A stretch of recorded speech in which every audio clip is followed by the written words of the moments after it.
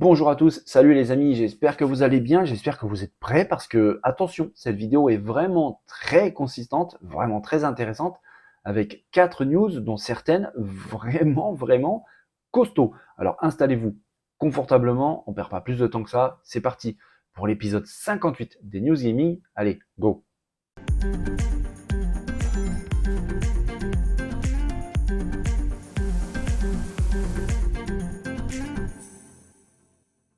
Bon les amis, on va discuter un petit peu de Ubisoft, l'éditeur français, je vous le dis régulièrement sur la chaîne, qui traverse une période assez compliquée. Déjà financièrement, ça va pas très fort.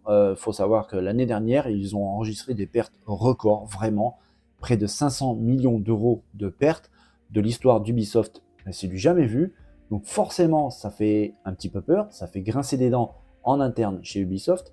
Il n'y a pas seulement le côté financier, parce que même au sein des équipes, c'est pas la joie, avec des équipes en souffrance qui ont un travail très stressant, surchargé, des équipes peut-être un petit peu sous-dimensionnées au vu de certains projets qui sont vraiment très gros, très lourds. On pense notamment au futur Assassin's Creed qui s'annonce vraiment pas mal, Mirage, mais il n'y a pas que ça. En effet, Ubisoft travaille sur vraiment pas mal de projets en même temps. On se demande si c'est peut-être pas un petit peu trop d'ailleurs, parce que rien que pour les Assassin's Creed, il y a donc le Mirage qui devrait arriver bientôt. D'ailleurs, petite info, j'avais parlé sur la chaîne qui devrait être normalement présenté, en tout cas sortir le 13 octobre prochain. Maintenant, j'ai entendu le 12 octobre. Bref, à 1 ou 2 jours près, je pense être un petit peu dans le vrai. Ce nouveau numéro d'Assassin's Creed promet pas mal de choses, notamment un style de jeu qui revient un petit peu plus aux origines de la saga, beaucoup plus simple, un monde beaucoup plus petit. Là, ça serait centré sur la ville de Bagdad, la capitale ancienne de l'Irak. Ça promet pas mal de choses assez intéressantes, avec le retour de certaines armes, la possible venue aussi du craft, et beaucoup de choses beaucoup plus terre à terre, j'ai envie de dire, beaucoup plus simple, propre à Assassin's Creed. Ça promet vraiment pas mal. Mais il n'y a pas que ça. Ubisoft travaille aussi sur Assassin's Creed nom de code Red qui se passera au Japon. Il y a aussi le nom de code X qui sera plutôt orienté horreur. Pour l'instant, ça n'est qu'une rumeur, alors attention. Il y a aussi le nom de code Invictus qui lui sera porté multijoueur. Il y a la version mobile, j'en avais parlé sur la chaîne il y a un petit moment, du nom de code Jade qui se passera dans la Chine antique, ancienne, et un autre jeu qui pour l'instant n'a pas de nom de code, on n'en sait pas beaucoup plus, sauf qu'apparemment il est en développement avec Netflix. Donc on verra, vu le nom du partenaire, il est possible que ce soit un petit peu pour les mobiles ou quelque chose ressemblant. En tout cas, ça fait beaucoup d'Assassin's Creed. Ça me fait un petit peu peur. J'ai l'impression un petit peu qu'Ubisoft, en tout cas j'ai peur qu'ils ne mettent pas tous leurs œufs dans le même panier, parce que si le public se met à avoir un petit peu marre de cette licence, à se lasser des Assassin's Creed, ça peut piquer un petit peu d'avoir beaucoup d'équipes qui travaillent que sur cette saga qui est vraiment bien, vraiment fabuleuse. Mais ça serait dommage de se perdre un peu dans tous ces jeux de la même saga. On verra.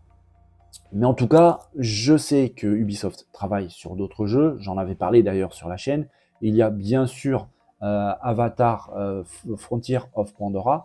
On avait vu ça ensemble sur la chaîne, qui a l'air vraiment pas mal, sincèrement. Il a l'air vraiment intéressant. Le jeu promet pas mal de choses. Graphiquement, ça a l'air vraiment très intéressant. Ce Frontier of Pandora est vraiment très attendu par les joueurs, par les fans d'Ubisoft. Apparemment, les équipes font du bon boulot. J'ai entendu dire que le développement se passe plutôt bien, que ça avance plutôt bien. Normalement, il ne devrait pas avoir de retard. On ne sait jamais avec Ubisoft, en ce moment, les retards, c'est, on va dire, un petit peu monnaie courante. Donc on verra bien, mais Avatar Frontier of Pandora, ce n'est pas le seul jeu sur lequel bossent les équipes d'Ubisoft. Il y a aussi un jeu de course automobile, en tout cas de course mécanique. C'est The Crew Motorfest, un jeu, allez, on va dire, un peu typé Forza Horizon en monde ouvert, pardon, avec bien sûr l'univers de The Crew. Le jeu semble vraiment bon, sincèrement, ça bouge bien, c'est joli, c'est coloré, ça a l'air très fort techniquement. On en verra. Là, ce sont des captures d'écran en 4K 60 images par seconde. Ça promet pas mal. Ça me fait rappeler vraiment énormément la série des Forza. On verra ce qu'il en est. Le jeu promet quand même pas mal. Normalement, il est prévu pour cette année 2023. D'ailleurs, tous les jeux que je suis en train de vous citer sont prévus normalement pour cette année 2023. On verra ce qu'il en est. Un autre jeu, là, totalement différent, hein, très FPS, un petit peu ressemblant à Call of Duty, qui est développé par Ubisoft. J'en ai parlé aussi. X-Defiant, qui a eu déjà des bêtas et qui a vraiment surpris son monde. Les personnes qui ont testé le jeu l'ont adoré, tout simplement, vraiment. L'ambiance est bonne, la jouabilité est excellente. Il y a énormément de choses vraiment intéressantes. Les maps semblent vraiment bien, c'est nerveux, ça bouge bien, la jouabilité et l'ergonomie semblent excellentes. Du coup, le jeu, je pense, aura un joli succès. On verra. C'est peut-être le jeu qui va donner un petit peu d'air frais aux équipes d'Ubisoft. En tout cas, je l'espère. D'ailleurs, que ce soit celui-là ou un autre, mais j'espère que ça ira mieux quand même pour les équipes d'Ubisoft. Mais c'est vrai que ce X-Defiant est plutôt intéressant. On verra un petit peu. Un autre jeu très attendu vraiment par tout le monde et qui a un nombre de reports juste hallucinant. C'est Skull and Bones qu'on attend vraiment tous. Il n'arrête pas d'avoir des retards et encore des retards.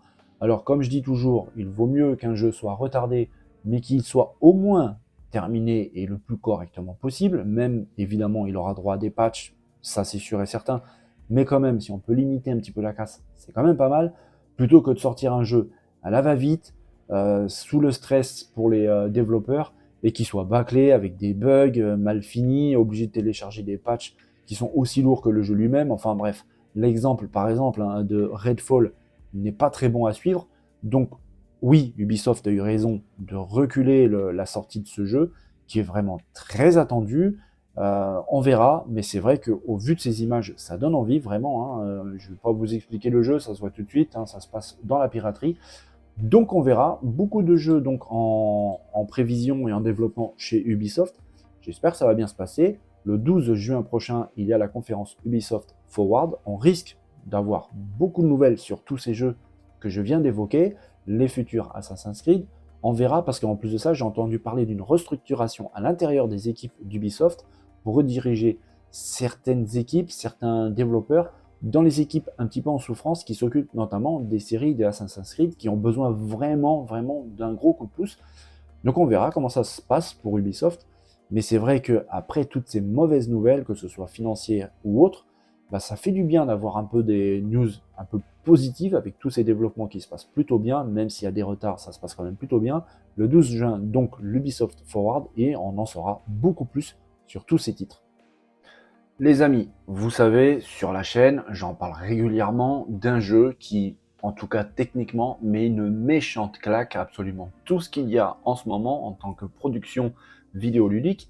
Et puis à nous, en tout cas à moi, en tant que fan de jeux vidéo et de belles technologies, quand je vois ça, vraiment, ça pique vraiment les yeux. J'en ai parlé régulièrement sur la chaîne, c'est The Lord of Fallen, avec des vidéos à chaque fois absolument dingues, vraiment dingues. Le jeu est développé sous Unreal Engine 5. Il doit arriver bientôt, j'en ai parlé régulièrement sur la chaîne. Et petite info, il arrive en fait le 13 octobre prochain. Donc c'est pas si loin que ça laissera encore un petit peu de temps aux équipes de faire encore mieux, si c'est possible. Parce que sincèrement, quand on voit ces images, c'est absolument dingue. Cette vidéo que je vous montre plutôt régulièrement fait office un petit peu de démonstration technique. D'ailleurs, on y voit ici des orbes lumineuses qui montre un petit peu le travail de l'Unreal Engine 5 pour la gestion de la lumière en volumétrique, tout ce qui est ray tracing et tout ça. Ça permet un petit peu de se donner une idée de la technique et de la puissance de l'Unreal Engine 5. Mais vu que c'était presque une démo technique, on pouvait avoir un petit peu de doute. Et le gameplay, qu'en est-il du gameplay? Parce que c'est vrai que bien souvent, et malheureusement, ça arrive, des fois on est un petit peu déçu. Quand on voit un petit peu le trailer de présentation et ce qu'il y a après, des fois on se pose un petit peu de questions. Qu'est-ce qui s'est passé entre les deux? Quand on voit une démo technique comme ici, qui montre vraiment des possibilités absolument dingues de ce moteur d'Epic Games, l'Unreal Engine 5, mais quand même, des fois on voit le résultat final, en tout cas au niveau du gameplay, c'est pas vraiment pareil, et une fois de plus, on se demande qu'est-ce qui s'est passé entre les deux. Eh bien, là, je pense que cette question on va pas se la poser, tout simplement parce qu'il y a un trailer officiel de gameplay qui vient de fuiter. Et vraiment, les amis, c'est complètement dingue. Techniquement, graphiquement, tout est... ce décor, mais grandiose, c'est juste une folie. La gestion de la lumière, les textures, les ombres, tout est absolument dingue. La vidéo est plutôt longue, hein. Elle fait plus de 3 minutes, elle s'approche même des 4 minutes. 3 minutes 51 secondes pour être exact. Donc je mettrai le lien dans la zone de description pour que vous puissiez la voir entièrement si vous le désirez, parce que vraiment, elle vaut le coup. Sincèrement, c'est absolument sublime. Alors là, ce n'est pas du gameplay à proprement parler in-game, mais croyez-moi, il y en a, et ça va pas trop tarder à arriver. Mais j'avais vraiment envie de vous montrer ça, qu'on voit ça tous ensemble, parce que ouais, ça m'a retourné le cerveau. Réellement, c'est absolument magnifique. Les effets de lumière sur les armures, par exemple, c'est très très beau. Tous ces rayons de soleil qui pénètrent cette salle immense. Si j'avance un tout petit peu, vous allez voir que vraiment, voilà, le gameplay pique vraiment, vraiment. C'est rapide, c'est nerveux, ça bouge très bien. Bref, on n'est pas vraiment déçu du tout, hein, en comparaison avec ce qui avait été présenté juste avant, cette fameuse démo technique. Là, on voit que c'est du même acabit, hein, c'est absolument grandiose. On voit très bien ici la puissance de ce moteur, l'Unreal Engine 5, qui permet des choses absolument dingues, vraiment incroyables.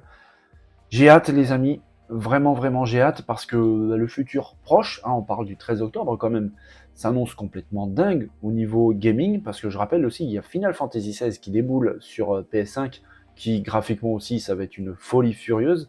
Bref, le futur vraiment proche s'annonce complètement fou. Les conférences approchent. Je vous ai hier annoncé le showcase de Sony qui arrive mercredi prochain. On va en prendre plein les yeux, sincèrement. Je trépigne d'impatience, vraiment, j'ai vraiment hâte, parce que ce qui arrive va être vraiment fou, et on va, je pense maintenant, commencer à réellement apprécier la pleine puissance de ces machines nouvelle génération, parce que c'est vrai qu'avec cette histoire de Covid, cette histoire de pénurie, l'impression un petit peu que ce lancement des nouvelles machines, que ce soit PS5, Xbox Series, il s'est pas déroulé de manière normale, j'ai envie de dire. Mine de rien, ça fait 3 ans que ces consoles, que ces machines sont déjà là. J'ai l'impression que le temps ne s'est pas écoulé normalement, et on n'a pas vraiment encore eu la pleine puissance de ce que ces machines peuvent faire. Là, je pense que ce Lord of Fallen va mettre vraiment les pendules à l'heure. Final Fantasy XVI, pareil. Sur Xbox, il y aura Hellblade 2, par exemple, qui lui aussi est développé sous Unreal Engine 5. J'ai hâte, je pense que vous aussi, en tant que fan de jeux vidéo, que ce soit sur une machine ou une autre, une marque ou une autre, perso, je m'en fous complètement, mais en tout cas, on va en prendre plein les yeux, et sincèrement, c'est vraiment très très bien pour la suite. Je mets le lien de cette vidéo dans la zone de description, comme ça vous pourrez vous faire du bien ou du mal aux yeux, c'est selon comment on se situe, chez vous, tranquillement, posé de votre écran. Les amis, je vais vous montrer une vidéo d'un jeu que vous connaissez. Sincèrement, tout le monde sur la planète connaît ce jeu, qui est vraiment un des jeux les plus vendus, de 8 milliards de dollars. C'est dingue, c'est complètement fou. Alors oui, Rockstar et Take-Two, c'est vraiment colossal, mais 8 milliards de dollars, c'est pas rien à partir de 2025. C'est absolument gigantesque. Alors, Rockstar n'a pas énormément de titres en production actuellement. Qu'est-ce qui pourrait générer autant d'argent d'un coup, d'une manière aussi, d'une progression, j'ai envie de dire violente, vraiment, c'est le mot, en sachant en plus que l'année fiscale, en fait, de 2025, hein, il parle de l'année 2025, commence normalement en avril 2024 et elle finit février-mars 2025. Donc en fait, ça veut dire que la plus grande partie de l'année fiscale 2025 se situe en 2024. Eh bien, le seul en fait qui puisse provoquer une telle montée en puissance en matière de revenus, c'est GTA 6. Donc du coup, le directeur de Take-Two, sans vouloir le dire, il a quand même teasé la sortie de GTA 6, qui devrait très probablement donc sortir courant de l'année 2024. Donc en gros, hein, dans, on va dire, une bonne année, on devrait pouvoir mettre la main sur ce jeu qui est juste attendu, j'ai envie de dire, mais évidemment, ça va au-delà de ça. C'est véritablement une vraie bombe, vraiment, parce que oui, aujourd'hui, c'est un des jeux les plus attendus. On parle de Starfield, on parle de Hellblade 2, on parle de Final Fantasy XVI, de Spider-Man 2, mais si jamais aujourd'hui Rockstar devait sortir GTA 6, je crois que tous les autres, on pouvait vraiment les oublier. Donc vraiment, c'est un des jeux les plus attendus. Savoir qu'il sort très probablement donc en 2024, parce que bon, il l'a pas dit clairement comme ça, mais déclarer qu'il s'attend à un revenu de 8 milliards de dollars à partir de 2025, bah oui, il n'y a que GTA qui peut provoquer ça, vraiment. Quand on voit l'attente des gens, quand on voit la hype qui a été provoquée par le leak donc du code source et beaucoup d'informations du jeu, alors on imagine un petit peu la folie qu'il va y avoir sur Internet au moment où GTA 6 va être présenté officiellement et au moment où il va sortir officiellement. Bref, on attend ça vraiment avec impatience. Alors attention, je vous dis pas que c'est le cas, mais avec toutes ces énormes conférences qui approchent, bien évidemment Take-Two Rockstar va être de la partie, ça c'est clair. Pourquoi pas une petite information officielle, celle-ci, sur GTA 6. Je ne sais pas, ce n'est même pas une rumeur, hein, c'est un pressenti de ma part. J'ai vu par le passé que certains de mes pressentiments étaient plutôt exacts. Donc on ne sait jamais, je dis peut-être une bêtise, mais j'ai vraiment l'impression que les constructeurs cette année et les éditeurs sont quand même un poil énervés. Alors est-ce qu'ils sortent une espèce de frustration à cause de tout ce qui est Covid, pénurie et compagnie, et que là ils se lâchent? Mais c'est vrai qu'on risque d'en prendre plein les yeux et on ne sait jamais. On verra ensemble si c'est le cas, mais en tout cas, oui, GTA 6 arrive, ça va faire mal. Les amis, comme quoi des fois je me trompe pas beaucoup, il y a vraiment pas longtemps, dans la semaine dernière, je vous avais montré une courte vidéo avec, on voyait une montre, une horloge avec une trotteuse, hop, qui avançait petit à petit, qui passait du 9 au 10 et du 10 au 11, et que là, elle s'est retrouvée bloquée, et elle avait littéralement passé par-dessus le 12 pour arriver au 1. Et là, se finissait cette vidéo. Et je vous avais dit, là, à mon avis, ça a vraiment un rapport avec Mortal Kombat, qui devait arriver, on attendait des nouvelles, et j'avais entendu des rumeurs comme quoi ça serait possiblement un reboot, et qui donc devrait même changer de nom. Et à mon avis, c'était Mortal Kombat 1. J'avais vu juste, tout simplement parce que Warner Bros. A tout simplement dévoilé le trailer officiel de Mortal Kombat 1, qui arrive bientôt. C'est le trailer officiel. Alors malheureusement, c'est un trailer entièrement en images de synthèse. Il n'y a pas de gameplay à proprement parler, mais quand même, ça permet de voir des choses plutôt intéressantes. Ça a l'air déjà assez joli. Ça ne reste que de l'image de synthèse, hein. Donc évidemment, c'est quand même assez dur de se faire une vraie idée de la chose. Mais n'empêche, il arrive bientôt. Normalement, hein, c'est prévu pour le 19 septembre prochain. Donc oui, cet été va être vraiment chargé au niveau annonce, présentation, conférence, annonce de date de sortie. Là, c'est Warner Bros. Qui donc officialise vraiment la sortie de Mortal Kombat 1, je répète, le 19 septembre prochain.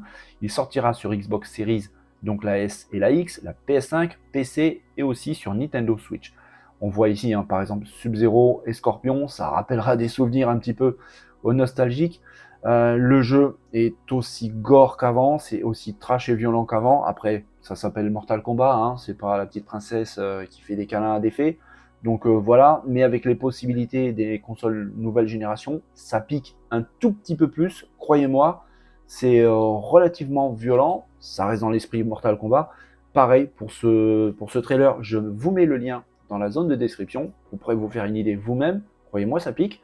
Et on attend, évidemment, avec les conférences qui arrivent, des choses beaucoup plus intéressantes, avec vraiment du gameplay, à mon avis. Warner Bros. Va lâcher les chevaux dans pas longtemps.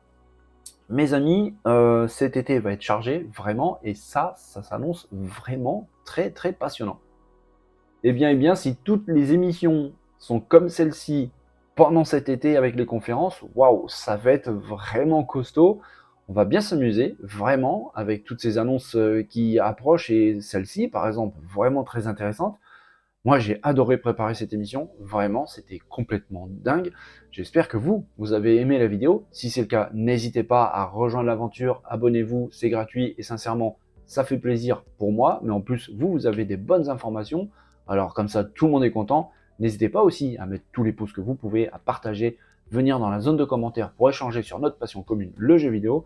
Les amis, je vous souhaite à tous une belle et bonne journée, portez-vous bien, prenez soin de vous, n'oubliez pas de vous amuser, c'est vraiment important. Je vous dis à dès demain pour une nouvelle épisode des News Gaming. Allez, bye bye.